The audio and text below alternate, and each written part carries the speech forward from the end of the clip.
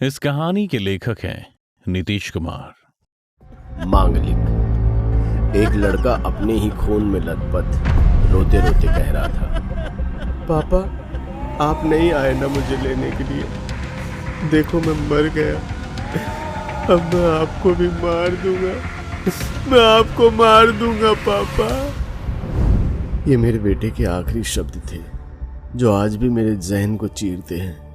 इसलिए मैंने ये किताब लिखी है ताकि अपनी कहानी में दुनिया तक पहुंचा पाऊं। तो अब आप बताइए कि कैसी है मेरी किताब, आप छापेंगे ना इसे? अमन एक किताब छापने वाली कंपनी में बैठा अपनी किताब में लिखा सबको सुना रहा था और उसकी सारी कहानी सुन कंपनी के मालिक ने बस इतना कहा, देखो हमें कहानी चाहिए, सच नहीं। आजकल सच किसी को नहीं चाहिए होता है, सबको मसाला चाहिए। और तुम्हारी कहानी में तो कोई लड़की भी नहीं है, पढ़ने वाले बोर हो जाएंगे। अमन जाओ कुछ नया लेकर आओ, आजकल मार्केट में ये सब नहीं चलता।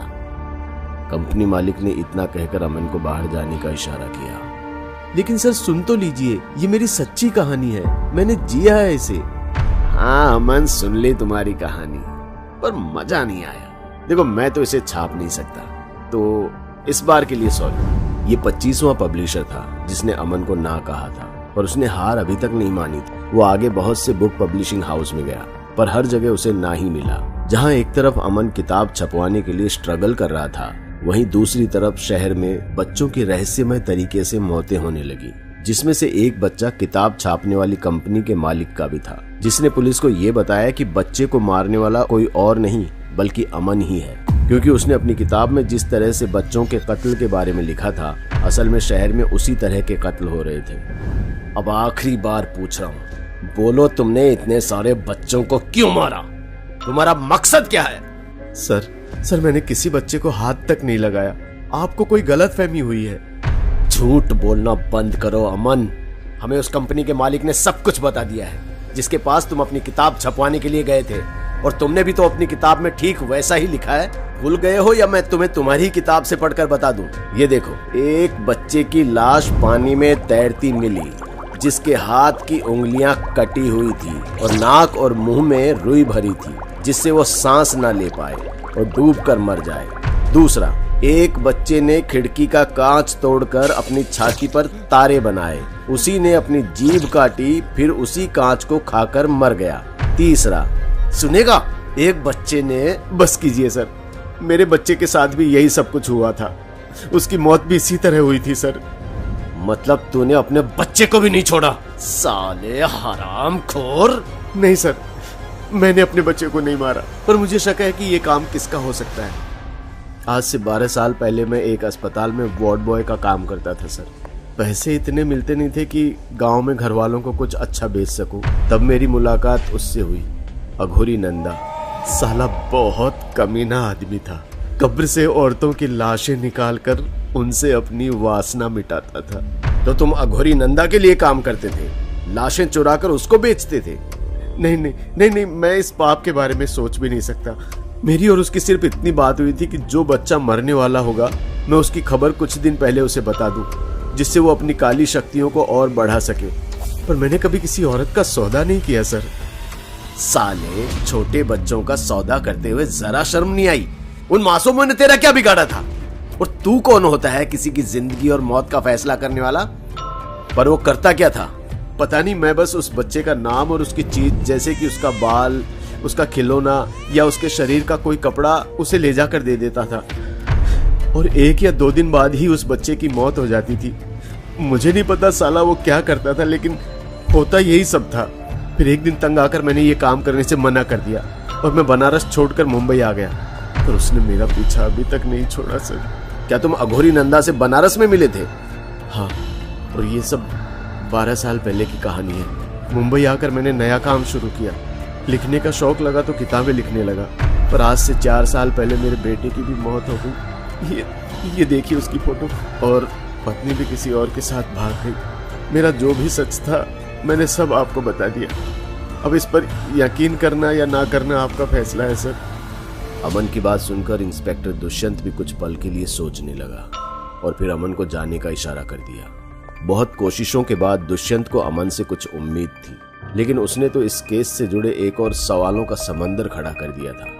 ऊपर से मीडिया ने टीआरपी के लिए इस केस को चला चलाकर नेशनल इश्यू बना दिया था, जिससे दिन पर दिन दुष्यंत पर प्रेशर बढ़ता जा रहा था। कि फिर एक दिन इंस्पेक्टर दुष्यंत के पास एक आदमी किसी की गुमशुदगी की रिपोर्ट लिखवाने आया।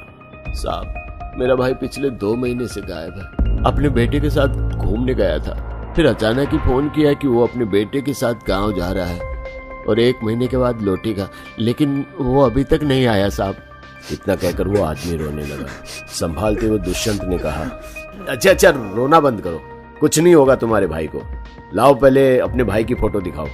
दुष्यंत के मांगने पर आदमी ने अपनी जेब से 2 फोटो निकालकर दुष्यंत के सामने रख दी, जिन्हें पहले दुष्यंत ने नजरअंदाज कर दिया था।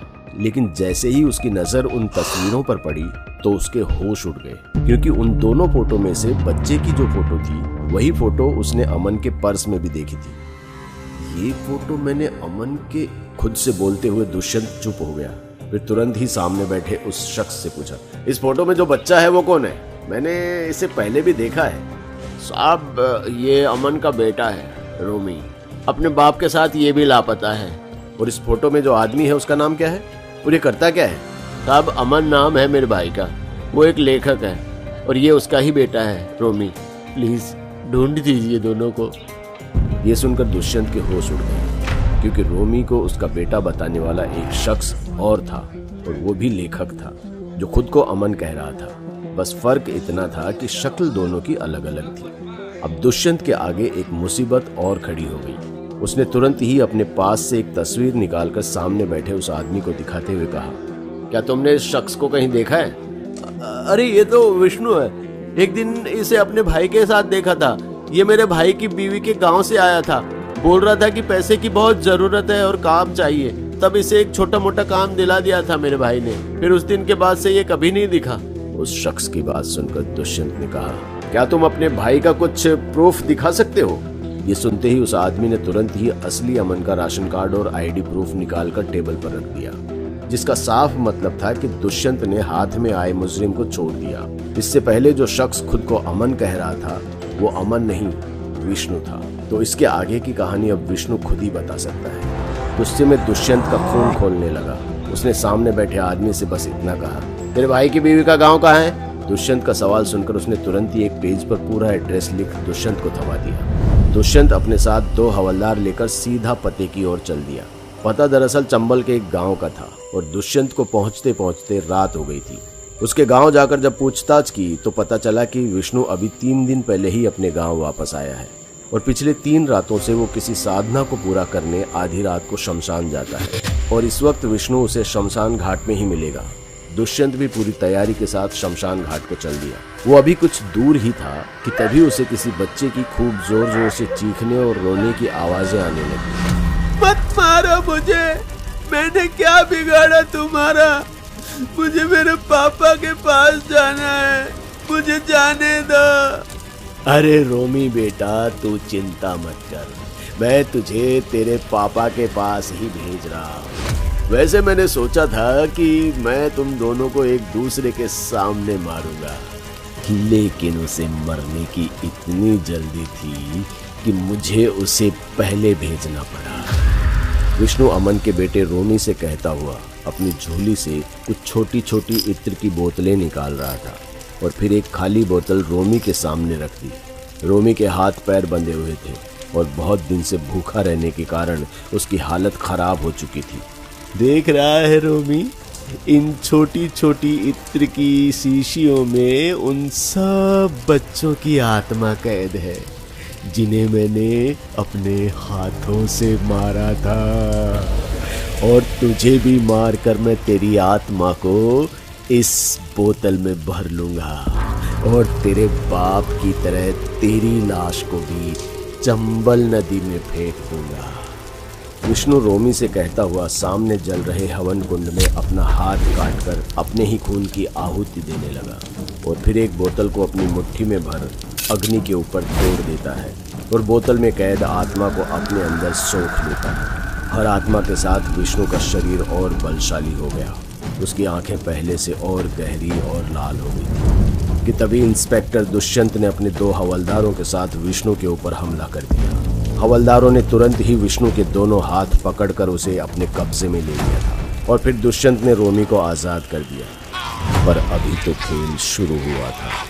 वो दोनों हवलदार विष्णु को संभाल नहीं पाए, जिससे वो आजाद हो गए और अगले ही पल दोनों हवलदारों का सर उनके धड़ से अलग कर दिया।